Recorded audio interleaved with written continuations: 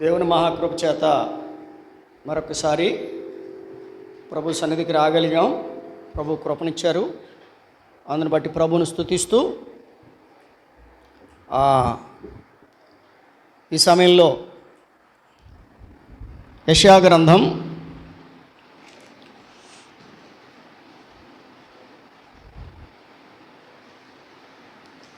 40వ అధ్యాయం. యెషయా గ్రంథం 40వ అధ్యాయం.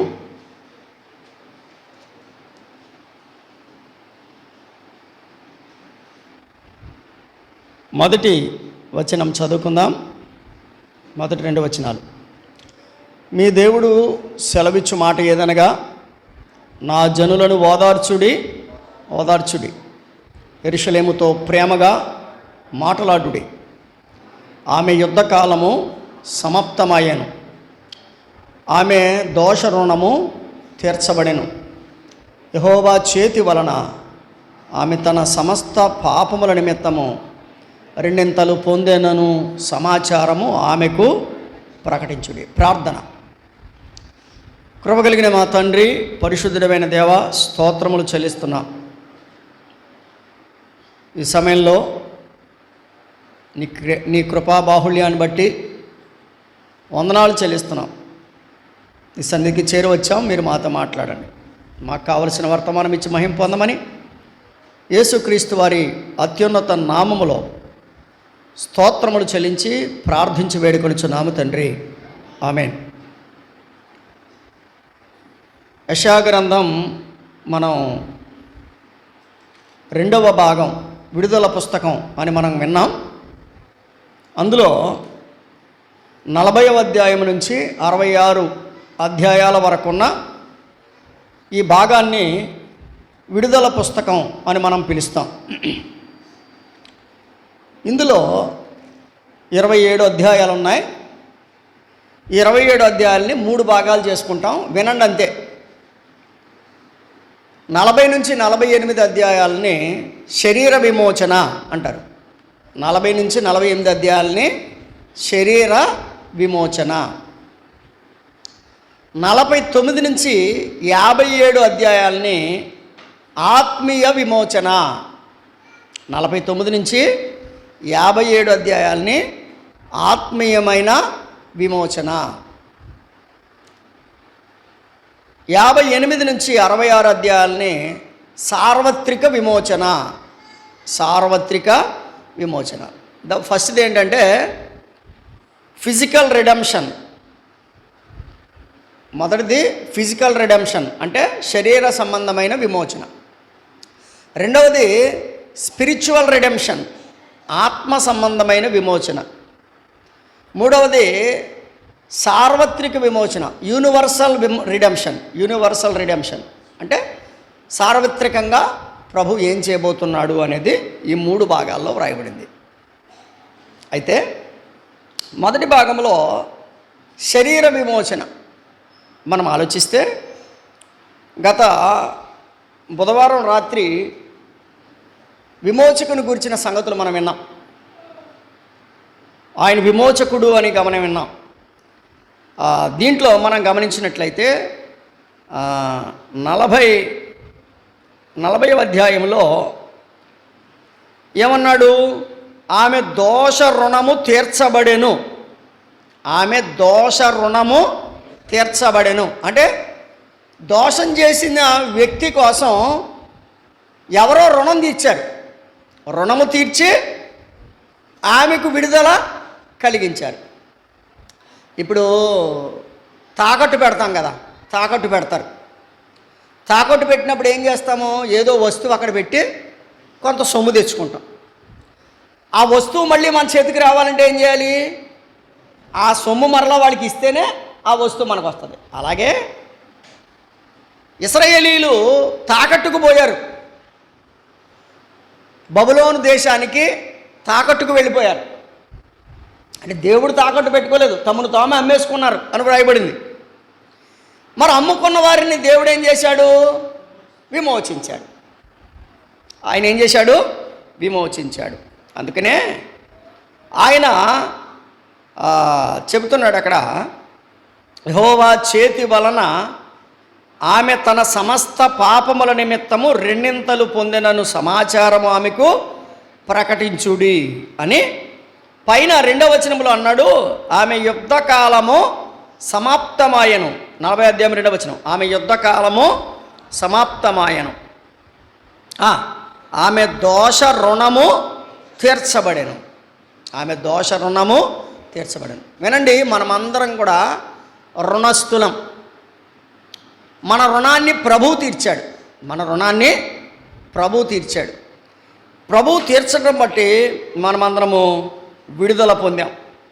అందుకని ఈ 40వ అధ్యాయం 12వ వచనంలో ఆయన శక్తి సామర్థ్యాలలో సాటి లేనివాడు అని మనం విన్నాం.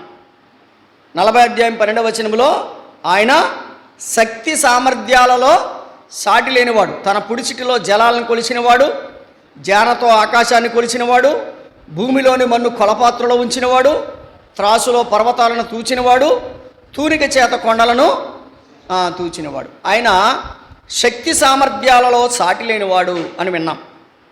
తర్వాత 13వ వచనములో బుద్ధి జ్ఞానములలో సాటి లేనివాడు. 13వ వచనములో ఆయన బుద్ధి జ్ఞానములలో సాటి లేనివాడు. యెహోవా ఆత్మకు నేర్పినవాడెవడు? ఆయనకు మంత్రి అయి ఆయనకు బోధింపదగిన వాడెవడు? ఎవని యొద్ద ఆయన ఆలోచన అడిగెను? ఆయనకు విమోచన కలిగజేసిన వాడెవడు? అంటే బుద్ధి జ్ఞానాలలో సాటి లేనివాడు. 15వ వచనములో జనములు చేద నుండి జారు బిందువుల వంటివి, జనములు త్రాసు మీద ధూళి వంటి వారు. అంటే ద్వీపములు గాలికి ఎగురు సూక్ష్మ రేణువులు. ద్వీపాలు సూక్ష్మ రేణువుల్లో ఉన్నాయి. అంటే ప్రపంచంలో ఉన్న జనాలందరిలోనూ సాటి లేనివాడు, జనములలో సాటి లేనివాడు. 1 శక్తి సామర్థ్యాలలో సాటి లేనివాడు, 2 బుద్ధి జ్ఞానాలలో సాటి లేనివాడు, 3 జనములలో సాటి లేనివాడు. తర్వాత 18, 19 వచనాల్లో ఆయన విగ్రహంతో సాటి కానివాడు, విగ్రహాలలో సాటి లేనివాడు. అంటే విగ్రహాలు ఆయనకు సాటి కావు. చూడండి, కావున మీరు ఎవరితో దేవునిని పోల్చుదురు? ఏ రూపం ఆయనకు సాటి చేయుదురు? ఏ రూపం కూడా ఆయనకి సాటి అయినది కాదు. నువ్వు అనుకున్న ఏ రూపం కూడా ఆయనకి సాటి అయింది కాదు. నువ్వు పూజిస్తున్న ఏది కూడా ఆయనకి సాటి అయినది కాదు. కాబట్టి విగ్రహములలో సాటి లేనివాడు. తర్వాత 23వ వచనం, రాజులను ఆయన లేకుండా చేయును, భూమి యొక్క న్యాయాధిపతులను మాయాస్వరూపములుగా చేయును, కార్యములలో సాటి లేనివాడు. ఆయన ఎలాంటి వాడండి? కార్యములలో సాటి లేనివాడు. 28 చూడండి, 28 నీకు తెలియలేదా? నీవు వినలేదా? భూదిగంతములను సృజించిన యెహోవా, నిత్యుడగు యెహోవా, ఆయన సొమ్మసిల్లడు, అలయడు, ఆయన జ్ఞానము శోధింప అసాధ్యము, సొమ్మసిల్లిన వారికి బలమిచ్చువాడు ఆయనే, శక్తిహీనులకు బలాభివృద్ధి కలుగు చేయువాడు ఆయనే. బాలురు సొమ్మసిల్లుదురు, అలయుదురు, యవనస్తులు తప్పక తొట్టిల్లుదురు. యెహోవా కొరకు ఎదురు చూచువారు నూతన బలము పొందుదురు. వారు పక్షిరాజు వలె రెక్కలు చాపి పైకి ఎగురుదురు, అలయక పరిగెత్తుదురు, సొమ్మసిల్లక నడిచిపోదురు. కాబట్టి 40వ అధ్యాయంలో మనకి సాటి లేని విమోచకుడు కనిపిస్తున్నాడు. 40వ అధ్యాయంలో ఎవరు కనిపిస్తున్నారు? సాటి లేని విమోచకుడు. దైవ గ్రంథంలో దేవుని గురించిన కొన్ని మాటలు. ఆయన సాటి లేని విమోచకుడు. నిర్గమాకాండము 15వ అధ్యాయం, నిర్గమాకాండం 15వ అధ్యాయం 11వ వచనం, యెహోవా వేల్పులలో నీ వంటి వాడు ఎవడు? పరిశుద్ధతను బట్టి నీవు మహనీయుడవు, స్తుతి కీర్తనను బట్టి పూజ్యుడవు, అద్భుతములు చేయువాడవు, నీ వంటి వాడు ఎవడు? వేల్పులలో సాటి లేనివాడు ఎవరండి? ఈయన వేల్పులలో సాటి. అంటే వేల్పు అంటే ఆరాధించబడేవాడు అని. వేల్పు అంటే ఆరాధించబడేవాడు. ఆరాధించబడే వారిలో ఆయన సాటి లేనివాడు. వేల్పులలో నీ వంటి వాడు ఎవడు? స్తుతి కీర్తనను బట్టి పూజ్యుడవు, అద్భుతములు చేయువాడు నీ వంటి వాడు ఎవడు? అంటే దైవ గ్రంథము, పరిశుద్ధ గ్రంథములో ఉన్న ఈ ప్రభువు వంటి వాడు ఇక ఎవరునూ లేరు అని గమనించాలి. ఈయన వంటి వాడు ఎవడూనూ లేడు. ఆయన పరిశుద్ధుడు, పరిశుద్ధతలో మహనీయుడు, పరిశుద్ధతలో మహనీయుడు. అది మనం గమనించవచ్చు. ఆయన వేల్పులలో సాటి లేనివాడు. కీర్తన గ్రంథం 77వ కీర్తన, కీర్తన గ్రంథం 77వ కీర్తన 13వ చరణం. 77:13. దేవా నీ మార్గము పరిశుద్ధమైనది, దేవుని వంటి మహాదేవుడు ఎక్కడున్నాడు? దేవా నీ మార్గము పరిశుద్ధమైనది, దేవుని వంటి మహాదేవుడు ఎక్కడున్నాడు? అంటే దీని అర్థం ఏంటి? పరిశుద్ధతలో మహనీయుడు. ఏమండి, ఈయన ఎలాంటి వాడు? ఆయన మార్గాలు పరిశుద్ధం, వేల్పులలో మహనీయుడు. ఎక్కడేమన్నాడు? పరిశుద్ధతలో మహనీయుడు. దేవా నీ మార్గము పరిశుద్ధమైనది, దేవుని వంటి మహాదేవుడు ఎక్కడున్నాడు? కాబట్టి పరిశుద్ధతలో ఆయన మహనీయుడు. 40వ కీర్తన, 40వ కీర్తన 5వ చరణం చదువుదాం. యెహోవా నా దేవా, నీవు మా ఎడల జరిగించిన ఆశ్చర్యక్రియలను, మా ఎడల నీకున్న తలంపులను బహు విస్తారములు, వాటిని వివరించి చెప్పేదని అనుకుంటున్నా అవి లెక్కకు మించి ఉన్నవి. నీకు సాటి అయిన వాడు ఒకడును. ఇక్కడేం చెప్తున్నాడు? తలంపులు బహు విస్తారములు అంటే తలంపులలో సాటి లేనివాడు. ఆయన ఎవరండి? 1 వేల్పులలో సాటి లేనివాడు, 2 పరిశుద్ధతలో సాటి లేనివాడు, 3 తలంపులలో సాటి లేనివాడు. మీకా గ్రంథం 7వ అధ్యాయం, మీకా గ్రంథం 7వ అధ్యాయం పేజీ నంబర్ 766, 7వ అధ్యాయం 18వ వచనం. తన స్వాస్థ్యములో శేషించిన వారి దోషము పరిహరించి, వారు చేసిన అతిక్రమముల విషయమై వారిని క్షమించు దేవుడవైన నీతో సముడైన దేవుడు ఉన్నాడా? క్షమించుటలో సాటి లేనివాడు ఎవరండినా? క్షమించుటలో నీలాగా క్షమించేవారు ఎవరైనా ఉన్నారా? తాళాలు కూడా ఎందుకు ఇప్పుడు మీకు? నీలాగా క్షమించేవారు ఎవరైనా ఉన్నారా? అందుకని పాడుతున్నారు, నీలా ప్రేమించేవారు ఎవరున్నారయ్యా? రక్తం కార్చిన దేవుడవు నీవే యేసయ్యా, రక్తం కార్చిన దేవుడవు నీవే యేసయ్యా. ఎవరైనా ఉన్నారా, ఎచటైనా ఉన్నారా ఇలాంటి స్నేహితుడు, ఇలాంటి రక్షకుడు, ఇలాంటి స్నేహితుడు కదా? 1 ఆయన వేల్పులలో సాటి లేనివాడు, 2 పరిశుద్ధతలో సాటి లేనివాడు, 3 తలంపులలో సాటి లేనివాడు, 4 క్షమించుటలో సాటి లేనివాడు. యోహాను మొదటి పత్రిక 3వ అధ్యాయం, యోహాను మొదటి పత్రిక 3వ అధ్యాయం 16వ వచనం. ఆయన మన నిమిత్తము తన ప్రాణము పెట్టెను గనుక, ఆయన మన నిమిత్తము తన ప్రాణము పెట్టెను గనుక దీని వలన ప్రేమ ఎట్టిదని తెలుసుకొనుచున్నాము. దీని వలన ప్రేమ ఎట్టిదని తెలుసుకొనుచున్నాము. ఏమండి, ప్రేమించడంలో ఏం పెట్టాడు ఆయన? చెప్పండి.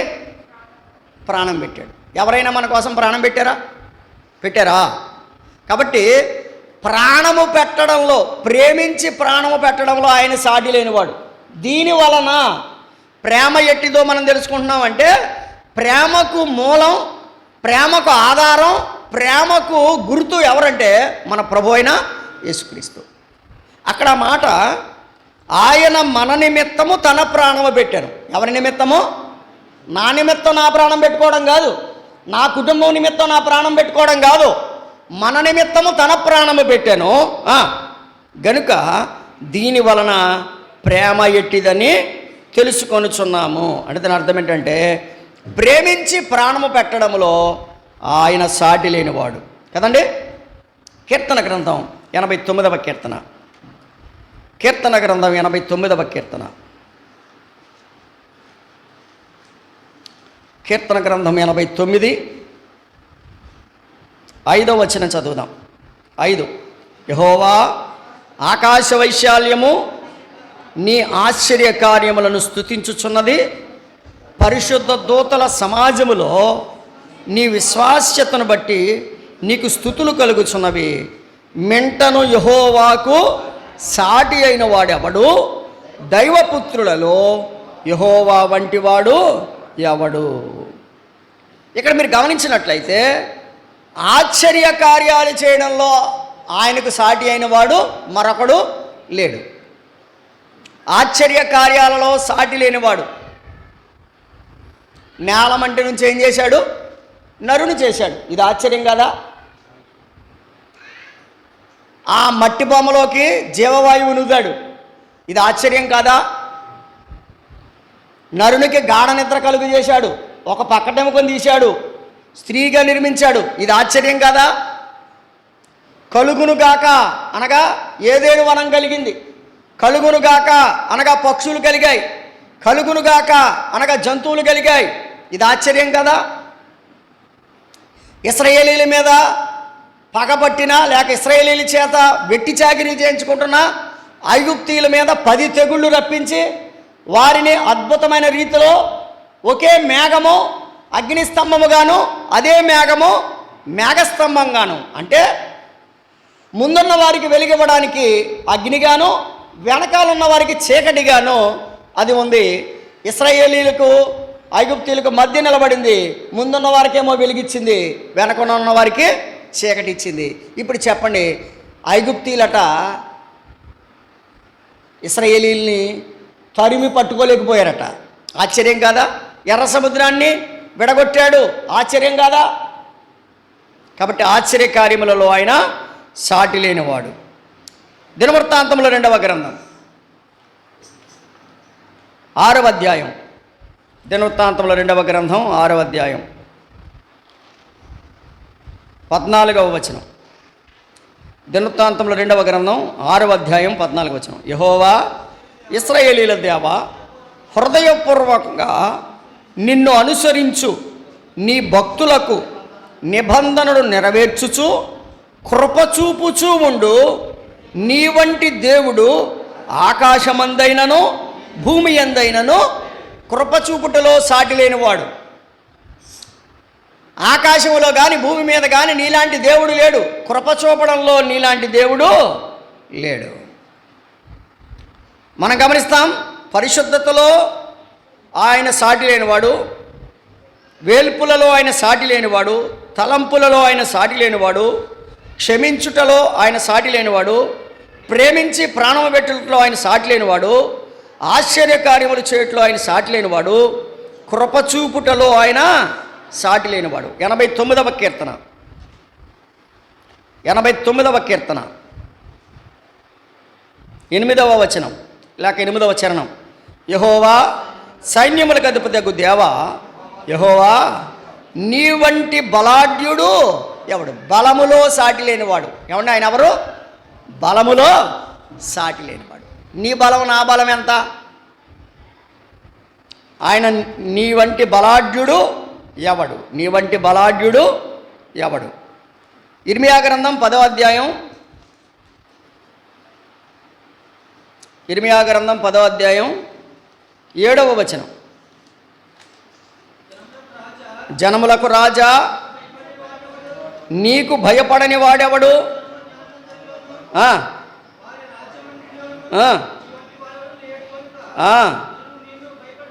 జనులు నరులు నీకు భయపడుట అనుగుణ్యము. గమనిస్తున్నారా? జనములకు రాజా, నీకు భయపడని వాడెవడు? జనముల జ్ఞానులందరిలోను, విన్నారా, జనముల జ్ఞానులందరిలోను, ఎటువంటి జ్ఞానిని అయినా తెచ్చుకోండి, జనముల జ్ఞానులందరిలోనూ వారు రాజ్యములన్నిటిలోనూ నీ వంటి వాడెవడును? అంటే జ్ఞానములో సాటి లేనివాడు. ఎందులో సాటి లేనివాడు? ఆయన జ్ఞానములో సాటి లేనివాడు. కీర్తన 35వ కీర్తన, కీర్తన 35వ కీర్తన 10వ వచనం. అప్పుడు యెహోవా, నీ వంటి వాడెవడు? మించిన బలము గల వారి చేతిలో నుండి దీనులను, దోచుకొని వారి చేతిలో నుండి దీనులను, దరిద్రులను విడిపించువాడవు. మించిన బలవంతుల చేతి నుండి రక్షించిన యేసు దేవుడా, వంచనకారుల వలల నుండి రక్షించిన హృదయనాథుడా,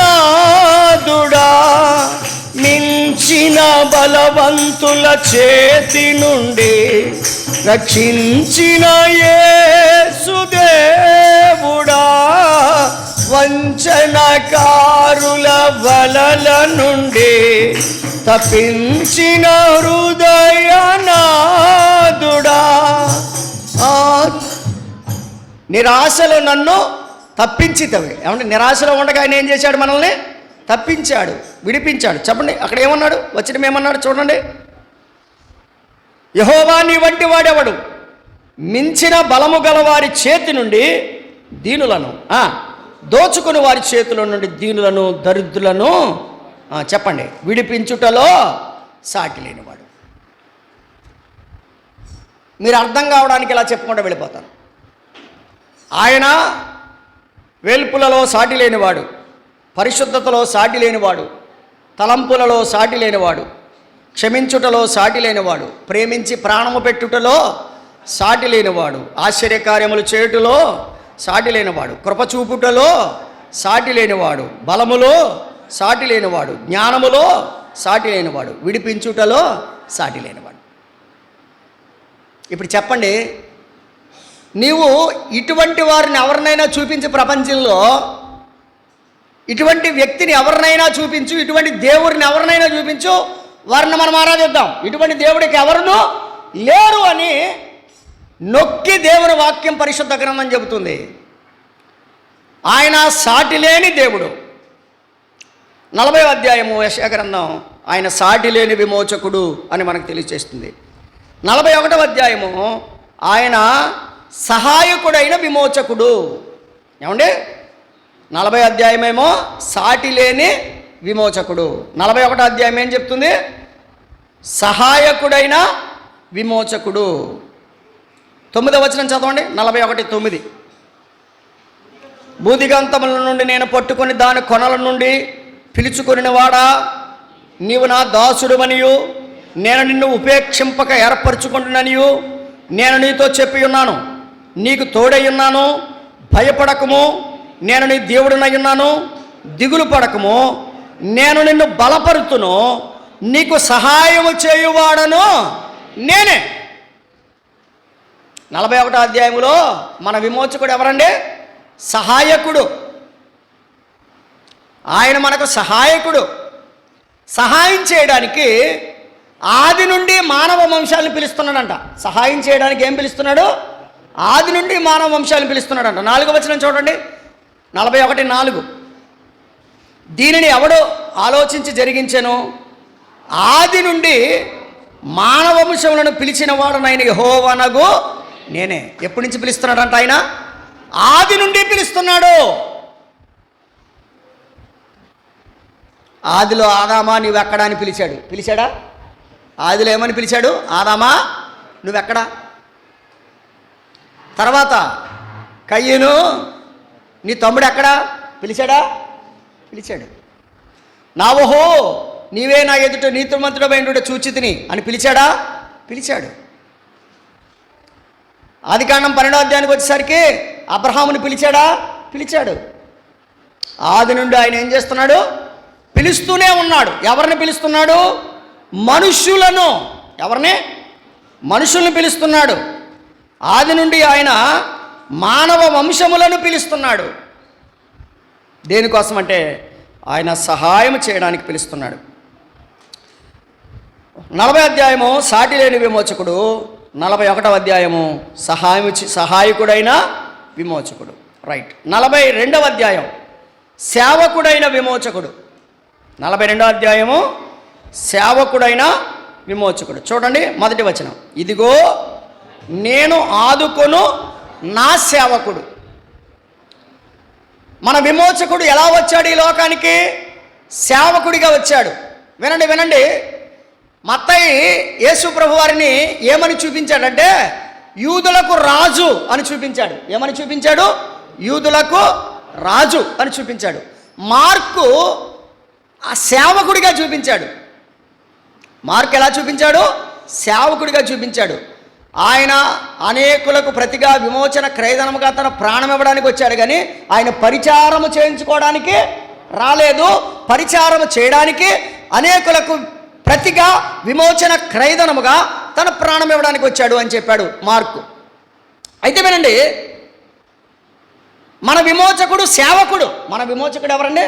సేవకుడు. ఇప్పుడు మనం ఎవరు? బాసులు. ఇప్పుడు ఇవాళంతా మీరు చూడండి, ఎక్కడ చూసినా బాసులు ఎక్కువైపోయారు, సేవకులు తక్కువైపోయారు. బాసులు అంటే ఏంటి? బాసులు అంటే వెనకాల చెయ్యట్టుకుని అలా చేయండి ఇలా చేయండి అంటాడు, కానీ ఇది ఒక్కడ పని చేయడు. మొన్న నేను ఏదో ఒక చిన్న వీడియో చూశాను. అందులోనూ పెద్ద పెద్ద బరువులు మోస్తున్నారు పాపం కుర్రోళ్ళు. ఒకడున్నాడు, టోపీ పెట్టాడు, మంచి నీట్గా వాడు వర్కింగ్ స్టైల్లో ఉండాల్సినటువంటి హెల్మెట్ అన్నీ పెట్టాడు. ఇప్పుడు ఫర్ ఎగ్జాంపుల్ ఒక ఆయన మోసుకొస్తాడు అనుకోండి, ఆడి దగ్గరికి పరిగెత్తుకెళ్ళి వెళ్తున్నాడు, కానీ ఆయన పట్టుకుంటలా, ఆడు పట్టుకెళ్ళి పెట్టేస్తున్నాడు. ఇలా కూడా మోసుకొస్తాడు అనుకోండి, ఆడి దగ్గరికి పరిగెత్తుకెళ్తున్నాడా, దాన్ని పట్టుకోవట్లా. అంటే దాని అర్థం ఏంటి? ఏం చేస్తున్నాడు? మేకప్ చేస్తున్నాడు, యాక్షన్ చేస్తున్నాడు. సేవ చేసేవాడు ఎప్పుడు యాక్షన్ చేయడు, గుర్తుపెట్టుకోండి. సేవకులు ఏం చేయరు? యాక్షన్ చేయరు. ఎందుకంటే యాక్షన్ చేయాల్సిన అవసరం ఏముంది? మన ప్రభు యాక్షన్ చేస్తే అని ఊస్తే అయిపోను మొత్తం అందరూ. ఆయన యాక్షన్ చేయడానికి రాలా. ఎందుకు వచ్చాడు? ప్రాణం పెట్టడానికి, క్రియారూపకమైన ప్రేమను చూపించడానికి వచ్చాడు. ఆయన ఏమేమి ఎటువంటి సేవకుడో చూడండి. 42వ అధ్యాయం. నేను ఏర్పరచుకుని వాడు నా ప్రాణమునకు ప్రియుడు, అతని యందు నా ఆత్మను ఉంచి ఉన్నాను. అతడు అన్యజనులకు న్యాయము కనపరచు. అతడు కేకలు వేయడు. ఏం చేయడు అంటండి? ఎంత కేకలు ఎత్తే అంత గొప్పోడు అనుకుంటున్నారు ఇవాళ మనం. కేకలు వేయడు, అరవడు, తన కంఠస్వరము వీధులలో వినబడనీయడు, నలిగిన రెల్లును అతడు విరువడు, మకమకలాడుచున్న జనపనారవొత్తిని ఆర్పడు. అతడు సత్యమును అనుసరించి న్యాయమును కనపరచును. భూలోకమున న్యాయము స్థాపించే వరకు అతడు మందగెలడు, నలగడు. గమనిస్తున్నారా? ఆయన మందగెలిపోయి నలిగిపోయేవాడు కాదు. కాబట్టి మనం గమనిస్తున్నాం, ఆయన సేవకుడైన విమోచకుడు కదండి. ఆయన ఎలా ఎవరంట? సేవకుడైన విమోచకుడు. ఆయన ఏం చేస్తున్నాడు? ఎటువంటి సేవ చేస్తున్నాడు? 6వ వచనం.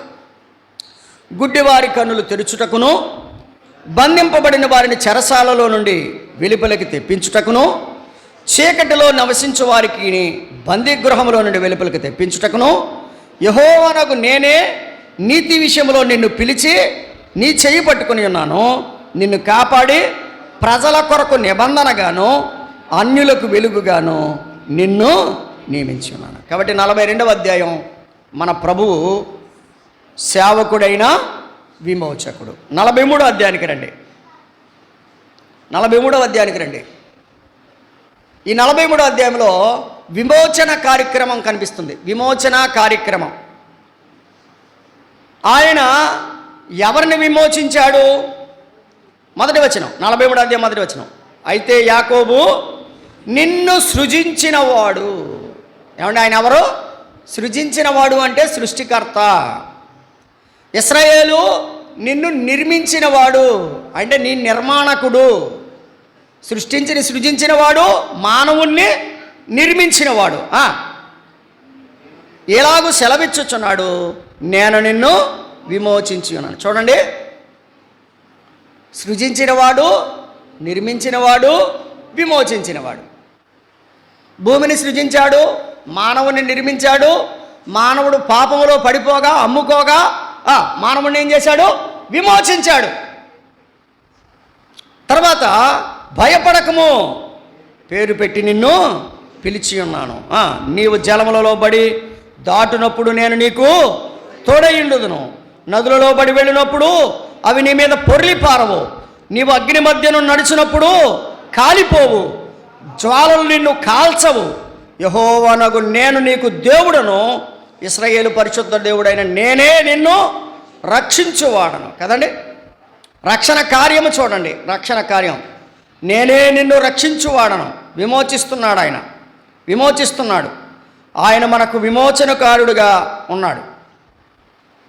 ఈ 43వ అధ్యాయంలో నేనే నిన్ను విమోచించువాడను అని చెప్పాడు కదా. ఏమన్నాడు? నేనే నిన్ను రక్షించువాడను అన్నాడు. చూడండి, 4:3లో పరిశుద్ధ దేవుడినైన నేనే నిన్ను రక్షించువాడను అన్నాడు. 44లో రక్షించలేని వాటిని చెప్పాడు. 44లో రక్షించలేని వాటిని చెప్పాడు, రక్షించలేని విగ్రహాల గురించి చెప్పాడు. చూడండి, 44వ అధ్యాయం 8వ వచనం. మీరు వెరవకుడి, భయపడకుడి. పూర్వకాలము నుండి నేను నీకు ఈ సంగతి వినిపించి తెలియజేయలేదా? మీరే నాకు సాక్షులు. నేను తప్ప వేరొక దేవుడు ఉన్నాడా? నేను తప్ప ఆశ్రయదుర్గం ఏదీ లేదు. ఉన్నట్టు నేను ఎరుగను. విగ్రహములను నిర్మించు వారందరూ మాయ వంటి వారు. వారికి ఇష్టమైన విగ్రహములు నిష్ప్రయోజనములు, తామే అందుకు సాక్షులు. వారు గ్రహించువారు కారుగా, ఎరుగువారు కారు గనుక వారు 10వ వచనం. ఎందుకును పనికిరాని విగ్రహమును పోతపోసి దానిని ఒక దేవునిగా నిరూపించువాడెవడు? ఇదిగో దానిని పూజించు వారందరూ సిగ్గుపడుదురు. కదండి, పూజించు వారందరూ సిగ్గుపడుదురు. ఇక్కడ వినండి, నేను నిన్ను రక్షించువాడను అన్నాడు, కానీ అక్కడ రక్షించలేని విగ్రహం కనిపిస్తుంది. రక్షించే దేవుడు కనిపిస్తున్నాడు, రక్షించలేని విగ్రహం కనిపిస్తుంది. గమనించండి, ప్రపంచమంతా తెలుసుకోవాల్సిన సత్యం ఏంటంటే దేవుడు ఒక్కడే, ఆయన విగ్రహం కాదు. దేవుడు ఒక్కడే, ఆయన విగ్రహము కాదు. ఆయన ఆత్మస్వరూపి అయి ఉన్నవాడు. ఆయన మనలో ఎవరికి దూరముగా ఉండేవాడు కాదు. ఆయన విగ్రహం కాదు, విగ్రహాల చేత, విగ్రహాలలో ఉండి పూజించబడేవాడు కాదు. మరి ఆయన ఎక్కడ పూజించబడతాడు? నీ ఆత్మలో ఉంటాడు. ఎక్కడుంటాడు? నీ ఆత్మలో ఉంటాడు. ఆత్మలో నువ్వు చోటిస్తే, నీ హృదయంలో చోటిస్తే నీ హృదయంలోకి వస్తాడు. నీ హృదయంలోకి వచ్చి నీలో నివసిస్తాడు. నిన్ను తన మాదిరిగా మార్చుకుంటాడు, నిన్ను తన పరలోక రాజ్యానికి చేరుస్తాడు. అంతేగాని దేవుడు విగ్రహము కాదు. 43లో దేవుడు సహాయకుడు, రక్షించువాడు అని వ్రాయబడింది. 44లో రక్షించలేని వాటిని చూస్తున్నాం. 12వ వచనం చూడండి. కమ్మరి గొడ్డలి పదును చేయుచు నిప్పులతో పనిచేయును, సుత్తితో దానిని రూపించి తన బాహుబలము చేత దానిని చేయును. అతడు ఆకలి కొనగా అతని బలము క్షీణించిపోవును, నీళ్లు త్రాగక సొమ్మసిలును. వడ్లవాడు నూలు వేసి చీర్ణముతో గీత గీచి చిత్రికతో దానిని చక్కచేయును, కర్కాటముతో గుర్తుపెట్టి దానికి రూపించును. మందిరములో దానిని స్థాపించవలనని నరరూపము గలదానిగాను నర సౌందర్యము గలదానిగాను చేయును. నరరూపం, నర సౌందర్యం ఇచ్చి స్థాపించారంట ఒక చోట. కానీ ఇది రక్షించగలిగిందా? చెప్పండి, ఇది రక్షించగలిగిందా? రక్షించలేదు. 20వ వచనానికి రండి. వాడు బూడిదను తినుచున్నాడు, వాని మనసు మోసపోయినదై తప్పుదారిన వారిని తప్పించుచున్నది. వాడు తన ఆత్మను రక్షించుకొనజాలడు. ఎవడు? ఆత్మను రక్షించుకోజాలడు అంటే, వినండి వినండి వినండి, ఇక్కడ వివరంగా దేవుడు చెప్పాడు. మనం దీన్ని దాటిపోకూడదు. ఒకడంట ఒక మొద్దుని తెచ్చుకున్నాడంట. ఒకడు ఏం చేశాడు? మొద్దుని తెచ్చుకున్నాడంట. ఒక మొద్దుని చిత్రికతో గీతలు పెట్టాడంట, చరణంతో గీతలు పెట్టాడంట, శుభ్రంగా చెక్కాడంట, ఏదో ఒక బొమ్మగా చేసుకున్నాడంట, దాన్ని నిలబెట్టుకున్నాడంట. చిత్రిక బట్టిగా మిగిలిపోయిన కర్ర ముక్కలు ఉంటాయి కదా, ఉంటాయా? వాటితో ఏం చేసుకున్నాడంట? మంట వేసుకున్నాడంట. నిప్పుల మీద రొట్టె కాల్చుకున్నాడంట. ఏదది? ఏది? ఏ కర్రలోది ఇదంతా? ఆ కర్రలోదే. చూడండి చూడండి, 15వ వచనం. ఒకడు పొయ్య కట్టెలకు వాటిని ఉపయోగించును, వాటిలో కొంత తీసుకుని చలి కాచుకును, నిప్పు రాజబెట్టుకుని రొట్టె కాల్చుకును. ఒక తుండు తీసుకుని దానితో ఒక దేవతను, చూసారా? ఆ తుండు లేకపోతే ఆ దూలం లేకపోతే ఆ దొంగ ఏదైతే ఉందో దాంట్లో సకాన్ని ఒకదానిగా వాడుకున్నాడు, సకాన్ని ఒకదానిగా వాడుకున్నాడు. అంటే ఇప్పుడు ఇంత మనిషి దేవుడిని చేస్తాడా? చేయలేడు. మనిషి దేవుడిని చేయలేడు, దేవుడే మానవుణ్ణి చేయాలి. కాబట్టి మనం ఏం చేయాలంటే, మనము చేసినది మనల్ని రక్షించలేదు, మనల్ని చేసిన వాడే మనల్ని రక్షిస్తాడు. అందుకనే చక్కగా చెప్పాడు 43వ అధ్యాయంలో, నిన్ను సృజించిన వాడు అన్నాడు కదా. 43వ అధ్యాయంలో నిన్ను సృజించిన వాడు అన్నాడు. 44వ అధ్యాయంలో మానవుడు సృజించిన వాడు. మానవుడు సృజించిన వాడు ఎవడు? ఒక తుండు తీసుకొని దానితో ఒక దేవతను చేసుకున్నాను. కాబట్టి మానవుడు సృజించిన వాడు ఎవడు మానవుడిని రక్షించలేడు. మానవుడిని సృజించిన సృష్టికర్తే మానవుణ్ణి రక్షించగలడు. ఇది 44వ అధ్యాయంలో ఉన్న సత్యం. 45వ అధ్యాయంలో ఉన్న సత్యం ఏంటంటే, కోరెషు ద్వారా దేవుడు విమోచన కార్యము చేయుట, కోరెషును విమోచనకు వాడుకొనుట, కోరెషును విమోచనకు వాడుకొనుట. 45వ అధ్యాయం 13వ వచనం. 45వ అధ్యాయం 13వ వచనం. నీతిని బట్టి కోరెషును రేపితిని, అతని మార్గములన్నీ సరళము చేసేదను, అతడు నా పట్టణమును కట్టించును, క్రయధనము తీసుకొనకయు లంచము పుచ్చుకొనకయు నేను వెలివేసిన వారిని అతడు విడిపించును. గమనిస్తున్నారా? ఇశ్రాయేలీయులు దేవుడు ఎలా విడిపించాలనుకుంటున్నాడు? ఎవరి ద్వారా విడిపించాలనుకుంటున్నాడు చెప్పండి? కోరెషు ద్వారా. జాగ్రత్తగా వినాలి. కోరెషు ద్వారా దేవుడు విడిపించాలనుకున్నాడు. ఆయన ప్రేమ ఎంత గొప్పదో చూడండి. ఆయన ప్రేమ ఎంత గొప్పదో, ఆయన వాత్సల్యం ఎంత గొప్పదో మీరు చూడండి.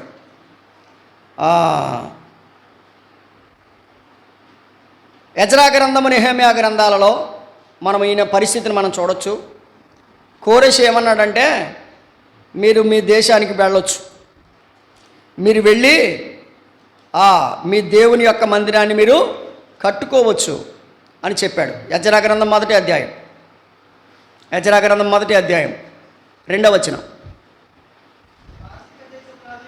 పారసీక దేశపు రాజైన కోరెషు ఆజ్ఞాపించినదేమనగా, ఆకాశమందలి దేవుడైన యెహోవా లోకమందున్న సకల జనులను నా వశమున చేసి యోధా దేశమందున్న యెరూషలేములో తనకు మందిరము కట్టించమని నాకు ఆజ్ఞ ఇచ్చి ఉన్నాడు. కావున మీలో ఎవరు ఆయన జనులై ఉన్నారో వారు యోధా దేశమందున్న యెరూషలేమునకు బయలుదేరి యెరూషలేములోని దేవుని మందిరమును, అనగా ఇశ్రాయేలీయుల దేవుడైన యెహోవా మందిరమును కట్టవలెను, వారి దేవుడు వారికి తోడయ్యును. చెప్పండి. కోరెషు ద్వారా దేవుడు ఇశ్రాయేలీయులను విడిపిస్తాడని 200 సంవత్సరాల ముందే ప్రవచనం రాశాడు. ఈ ప్రవచనం 200 సంవత్సరాల ముందు వేయబడిన ప్రవచనం. కోరెషు అనే ఒక రాజు వస్తాడు, ఆ రాజు ప్రపంచాన్ని ఏలుతాడు. ఆ ప్రపంచాన్ని ఏలుతున్న కాలంలో ఇశ్రాయేలీయులు వెళ్ళి తమ దేశములో మరలా మందిరాన్ని కట్టుకుంటారు. అతడు ఆజ్ఞ ఇస్తాడు, వారిని నడిపిస్తాడు. అదే చెప్పాడు కదా. మరల రండి, యెషయా గ్రంథం 45:13. యెషయా 45:13. నీతిని బట్టి కోరెషును రేపి తిని అతని మార్గములన్నీ సరళము చేసేదను, అతడు నా పట్టణమును కట్టించును కదా.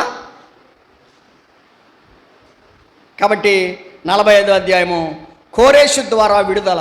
45వ అధ్యాయము కోరేషు ద్వారా విడుదల. నేను మొదటి భాగం చెప్తున్నానండి. మొదటి భాగం ఏంటి అని మనం విన్నామంటే శరీర విమోచన. మొదటి భాగం ఏంటి? శరీర విమోచన. నేను ముగిస్తాను, మొదటి భాగం చెప్పి ముగిస్తా. శరీర విమోచనలో సాటి లేని విమోచకుడు 40వ అధ్యాయం, సహాయకుడైన విమోచకుడు 42వ అధ్యాయం, 41వ అధ్యాయం, 42వ అధ్యాయం సేవకుడైన విమోచకుడు 42, 43 విమోచన, 44 విమోచించలేని విగ్రహాలు, 45 కోరేషు ద్వారా దేవుడు విమోచన కలిగించడం. ఇక 46కు రండి, సియోనుకు విమోచన. 46 13 నా నీతి దగ్గరకు రప్పించి ఉన్నాను, అది దూరమున లేదు. నా రక్షణ ఆలస్యము చేయదు. సియోనులో రక్షణ ఉండ నియమించుచున్నాను, ఇశ్రాయేలుకు నా మహిమను అనుగ్రహించుచున్నాను. చూసారా, కోరేషు ద్వారా విడిపించి ఇశ్రాయేలుకు మరలా ఏమిచ్చాడు? నా మహిమను అనుగ్రహించుచున్నాను. సియోనుకు విమోచన, సియోనుకు విమోచన. తర్వాత 47వ అధ్యాయంలో ఇశ్రాయేలులకు ఇబ్బంది కలిగించిన బబులోనుకు శిక్ష. 47వ అధ్యాయంలో ఇశ్రాయేలుకు నష్టాన్ని కలిగించిన బబులోనుకు శిక్ష. చూడండి 47 మొదటి వచనం. కన్యక అయిన బబులోను క్రిందకి దిగి మండిలో కూర్చుండుము. నువ్వు ఎక్కడున్నావు? సింహాసనం మీద కూర్చున్నావు. ఎక్కడికి దిగమంటున్నాడు ఇప్పుడు? కిందకి దిగు, క్రిందకి దిగు అన్నాడు. ఆయన ఎటువంటి శిక్ష విధించాడో చూడండి. 9వ వచనం. ఒక్క దినములోనే, ఒక్క నిమిషములోనే, వింటున్నారా? ఒక్క దినములోనే, ఒక్క నిమిషములోనే పుత్రశోకము, వైధవ్యము ఈ రెండూ నీకు సంభవించును. 10వ వచనం. నీ చెడుతనమును నీవు ఆధారము చేసుకుని ఎవడునూ నన్ను చూడనని అనుకున్నావు. ఏమంటే నువ్వు చెడుతనం చేస్తూ ఏమనుకుంటుందంట బబులోను? నన్ను ఎవడో చూస్తలేదు అనుకుంటుందంట. పిల్లంట విన్నారా యవనస్తులు? అమ్మా విన్నారా? పిల్లంట కళ్ళు మూసుకుని బాలు తాగుద్దంట. పిల్లి ఏం చేద్దా? కళ్ళు మూసుకుని బాలు తాగుద్దంట. ఇంతకీ పిల్లిని ఎవరో చూడలేదా? పిల్లి దేన్ని చూడలేదా అంటే దాని అర్థం ఏంటంటే, అందుకనే కళ్ళు మూసుకుపోయినరా నీకు అంటారు కదా. కళ్ళు మూసుకుపోవడం అంటే ఏంటి? తప్పు చేస్తున్నాడని తెలిసినా చేయడం, అది కళ్ళు మూసుకుపోవడం అంటే. బబులోను ఏమనుకుంటుందట? నీ చెడుతనమును నీవు ఆధారము చేసుకుని ఎవడునూ నన్ను చూడనని అనుకుంటువి, నేనున్నాను, నేను తప్ప మరి ఎవరునూ లేరని నీవు అనుకున్నట్లుగా నేనే ఉన్నాను, ఇంకెవరున్నారు నా పక్కనే? ఇంకెవడు చూశాడు నన్ను? ఈ పాపని ఇంకెవడు చూశాడు అనుకుంటున్నావు నువ్వు. నీ విద్యను నీ జ్ఞానమును నీవెంత విద్యతో చెరిపేద్దాం అనుకున్నా, నువ్వెంత విద్యతో దీన్ని మ్యానిపులేట్ చేద్దాం అనుకున్నా సరే, నీ విద్యను నీ జ్ఞానాన్ని నేనేం చేస్తాను? చెరిపివేస్తాను. 11వ వచనం. కీడు నీ మీదకి వచ్చును, నీవు మంత్రించి దానిని పోగొట్టుకున్న చాలవు. ఎన్ని మంత్రాలు ఉపయోగించిన ప్రయోజనం లేదు. ఆ కీడు నీ మీద పడును, దానిని నీవు నివారించలేవు. నీకు తెలియని నాశనము నీ మీదకి అకస్మాత్తుగా వచ్చును.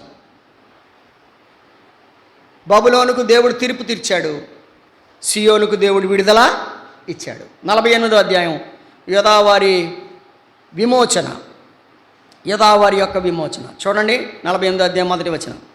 యాకోబు వంశస్థులైన ఇశ్రాయేలు అను పేరు గలవారలారా, యోదా జనులలో నుండి బయలుదేరి వచ్చిన వారై యెహోవా నామము తోడని ప్రమాణము చేయుచు, ఇశ్రాయేలు దేవుని నామమును స్మరించుచు, నీతి సత్యములను అనుసరింపని వారలారా, ఈ మాట ఆలకించుడి అని చెప్తూ వారిని దేవుడు ఎలా విడిపిస్తాడో చెప్పాడు. 6వ వచనం. నీవు ఈ సంగతి విని ఉన్నావు, ఇదంతయో ఆలోచించుము, ఇది నిజమని మీరు ఒప్పుకొనవలను కదా. తెలియని మరుగైన క్రొత్త సంగతులు నేనిక మీదట నీకు తెలియజేతును. తెలియని క్రొత్త సంగతులు ఇక మీదట నేను నీకు తెలియచేస్తాను. అంత మాత్రమే కాదు కదా. 10వ వచనం, నేను నిన్ను పుటము వేసి తిని. 10వ వచనం, నేను నిన్ను పుటము వేసి తిని, వెండిని వేసినట్లు కాదు, ఇబ్బందిలి కొలిమిలో నిన్ను పరీక్షించి తిని, నా నిమిత్తమే అలాగు చేసేదను. నా నామము అపవిత్రపరచబడనేలా, నా మహిమను మరి ఎవరికి నేను ఇచ్చువాడను కాను. యాకోబు, నేను పిలిచిన ఇశ్రాయేలు, నాకు చెవియొగ్గు వినుము. నేనే ఆయనను, నేను మొదటివాడను, కడపటివాడను. గమనిస్తున్నారా? ఇది శరీర విమోచన. గమనిస్తున్నారా? దేవుడు ఏం చేశాడు? విమోచించాడు. కాబట్టి మనం కూడా విమోచించబడాలంటే సాటి లేని విమోచకుడు మనకున్నాడు. ఆయన సేవకుడిగా ఈ లోకానికి వచ్చాడు. ఆయన సహాయకుడిగా ఈ లోకానికి వచ్చాడు. ఆయన విమోచన కార్యాన్ని చేశాడు. ఎవరూ విమోచించలేని రీతిగా ఆయన మనల్ని విమోచించాడు. కోరేషు ద్వారా వారిని విమోచించినట్లుగా మన ప్రభు అయిన యేసుక్రీస్తు వారి ద్వారా ఆయన మనల్ని విమోచించాడు. అంత మాత్రమే కాదు, మనందరికీ విడుదల ప్రసాదించాడు. సాతానుకు శిక్ష విధించాడు. బబులోనుకు శిక్ష విధించినట్లుగా సాతానుకు శిక్ష విధించాడు. 48వ అధ్యాయంలో ఆయనే మొదటివాడు, కడపటివాడు. కాబట్టి ఆయనకు లోబడదాం. మనం కూడా బంధించబడి ఉంటే ప్రభువుకు అప్పగించుకుందాం. ప్రభు మనల్ని విడిపిస్తాడు. దేవుడి మాటలు మన కొరకు దీవించునుగాక. ఆమేన్. ప్రేమగల తండ్రి, వందనాలు. ఇంతవరకు మీరు మాతో మాట్లాడారు. స్తోత్రాలు. మీరు విడిపించే దేవుడవని, శరీర విమోచన, ఆత్మీయ విమోచన, సార్వత్రిక విమోచన కోసం మాట్లాడుతూ శారీరక విమోచన ఇశ్రాయేలుకి ఎలా కలిగించారో మీరు జ్ఞాపకానికి తెచ్చినందుకు స్తుతిస్తూ, మాలో కూడా బంధించబడిన వారిని విడిపించమని, సాతాను చెర నుంచి, పాపపు ఉచ్చు నుంచి, నరకపు ఛాయ నుంచి విడిపించి సహాయం చేయమని, అందరికీ పరలోక రాజ్య భాగ్యం అనుగ్రహించమని యేసు ప్రభువారి నామములో ప్రార్థించి వేడుకొనిచున్నాము తండ్రి. ఆమేన్. అందరికీ వందనాలు.